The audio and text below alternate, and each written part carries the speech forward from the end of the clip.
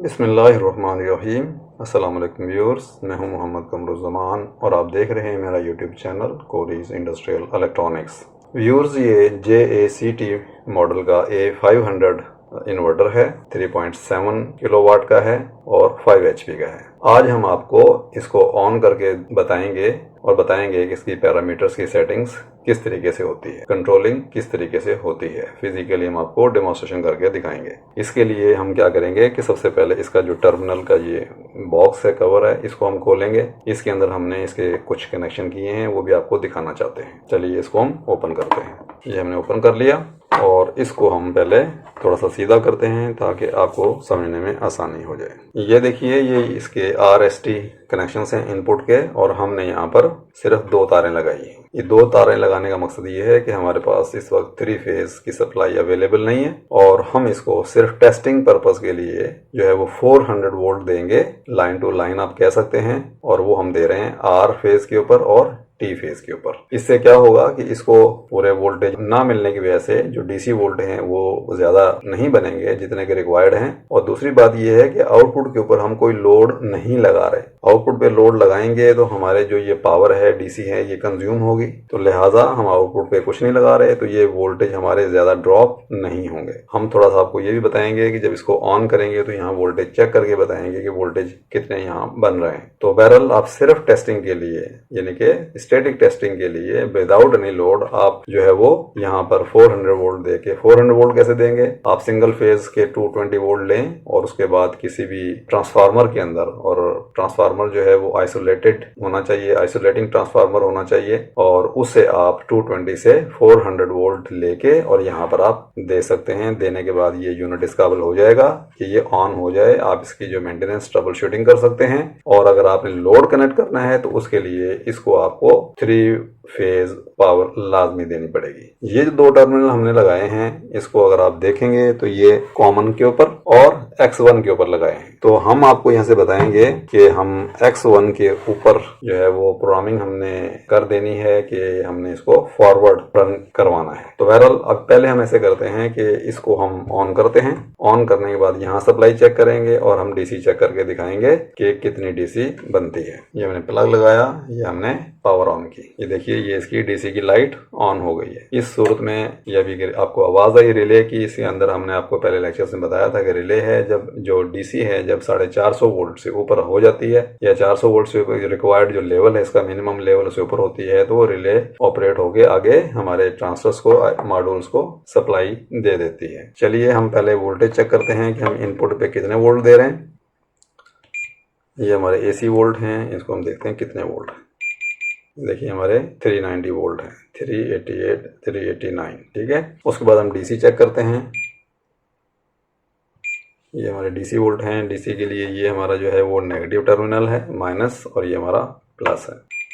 ये देखिए 512, यानी कि 450 वोल्ट से ऊपर है, 512 वोल्ट। तो अब इस हालत में इसको हम ऑपरेट कर सकते हैं, लेकिन लोड इस पे कनेक्ट नहीं करेंगे। लोड कनेक्ट करेंगे तो ये वोल्टेज हमारे ड्रॉप हो जाएंगे और हमारा ये सही तरीके से काम नहीं करेगा। उसके बाद ये देखिए, ये हमारी डिस्प्ले है। अब हम इधर आ जाते हैं। इसका जो वेरिएबल है, इसके जरिए हम इसमें सेट कर सकते हैं कि आप कितनी फ्रीक्वेंसी के ऊपर अपने इन्वर्टर को या मोटर को चलाना चाहते हैं। ये 0 से लेके और 50 हर्ट्ज की इसमें जो है ना वो सिलेक्शन, हमारी अमूमन जो मोटरें होती हैं अमूमन आमतौर पर मैक्सिमम वो 50 हर्ट्ज की ही होती हैं। और ये देखिए हर्ट्ज की लाइट ऑन है, तो इसका मतलब है कि जो डिस्प्ले हो रहा है वो हर्ट्ज डिस्प्ले हो रहा है। उसके बाद अगर हम ये जो शिफ्ट का बटन इसको दबाते हैं तो ये देखिए ये वोल्ट शो कर रहा है।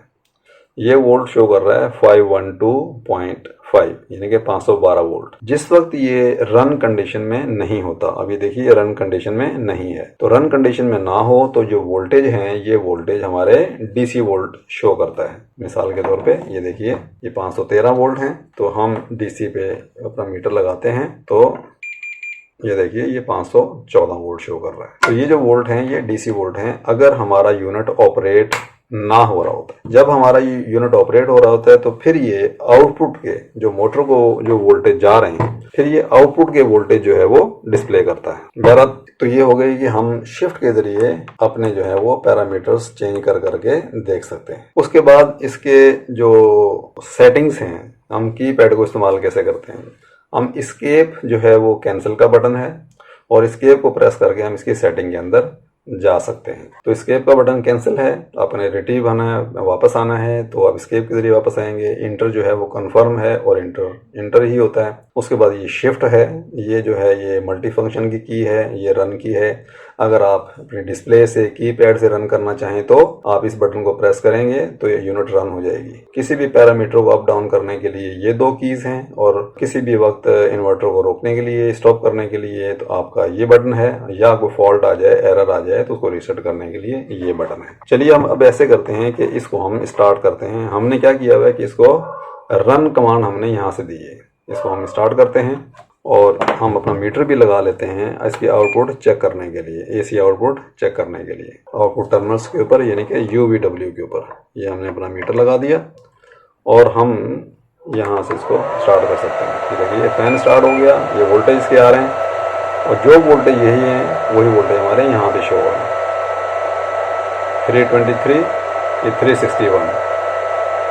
ये चूँकि इन्वर्टर के अंदर थोड़ी सी इंटरफेरेंस होती है तो इसके जो वोल्टेज मेजरमेंट में, इसके वोल्टेज मेजरमेंट में थोड़ा सा फ़र्क है, लेकिन बताने का मकसद ये है कि ये हमारे DC वोल्ट नहीं है बल्कि आउटपुट के वोल्टेज है। मैंने मीटर हटा लिया। चलें बैरल, इसको हम दोबारा लगाते हैं। दूसरे फेज U और W पे लगाया हमने और उसके बाद यहाँ से इसको स्टॉप करते हैं। ये हमने इसको स्टॉप किया और ये हमारे वोल्टेज ड्रॉप होना शुरू हो गए। ये देखिए वोल्टेज यहाँ भी ड्रॉप हो रहे हैं और जब ये वोल्टेज यहाँ ख़त्म हो जाएंगे तो उसके बाद ये DC वोल्ट शो कर देगा, लेकिन इससे भी हर्ट्ज़ है। अगर हम इसको शिफ्ट करते हैं, ये देखिए ये DC वोल्ट शो करना शुरू कर दिया। तो ये इसकी डिस्प्ले थी। उसके बाद जो इसके पैरामीटर्स की जो सेटिंग है वो ये है। इसको हम दोबारा हर्ट्ज़ पे कर देते हैं, वोल्ट से हटा के।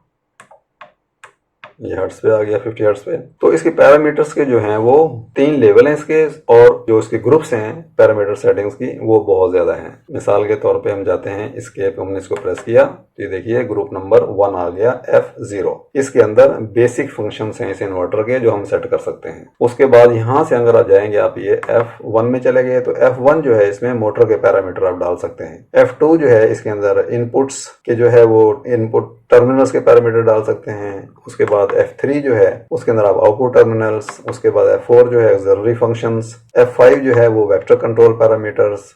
F4 जो है VF कंट्रोल पैरामीटर्स।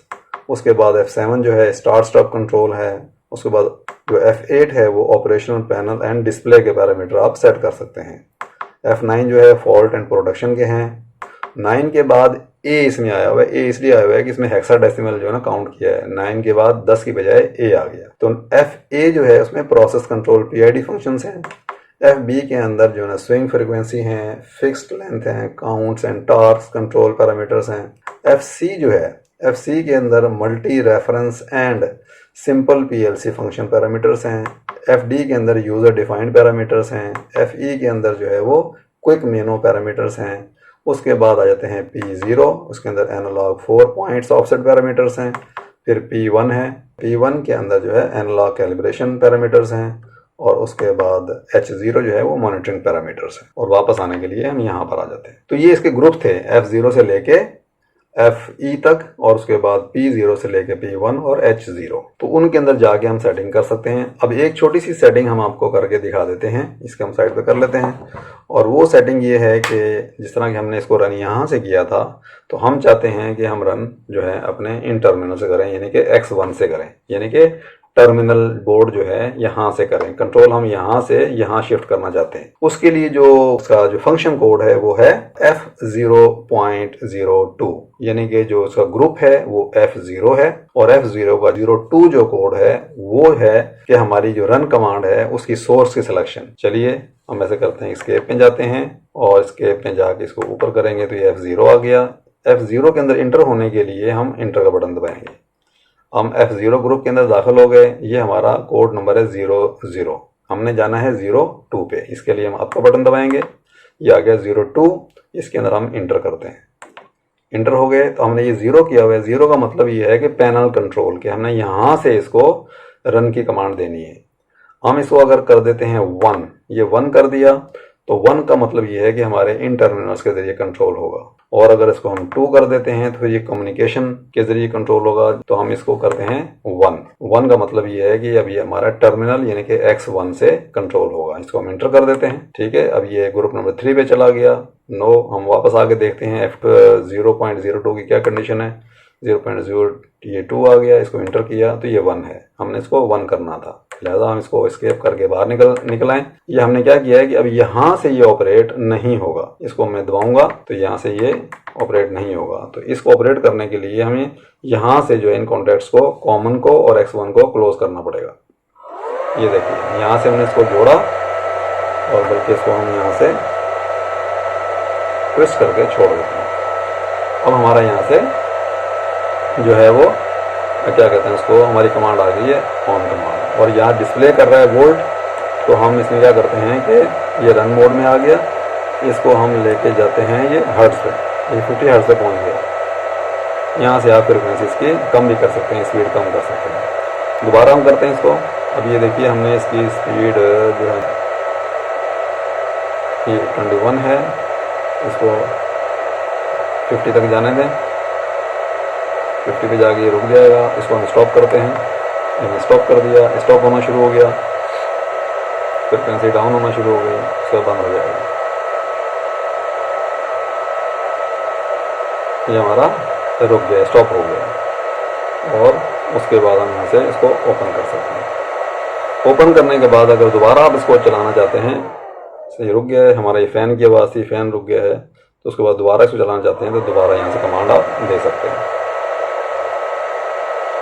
ठीक है व्यूअर्स, तो ये था तरीका कि किस तरीके से हमने जो है वो इसकी वायरिंग करनी है और किस तरीके से हमने इसके पैरामीटर्स चेंज करने हैं और किस तरीके से हमारा जो इसका पैनल है उसको हमने यूज़ करना है। तो उम्मीद है आपको इसके पैरामीटर की सेटिंग्स समझ में आ गई होगी। तो उम्मीद है आपको इसके बारे में काफ़ी कंसेप्ट्स क्लियर हो गए होंगे। तो मिलते हैं इंशाल्लाह ताला अगले लेक्चर में। जब तक के लिए अल्लाह हाफिज़।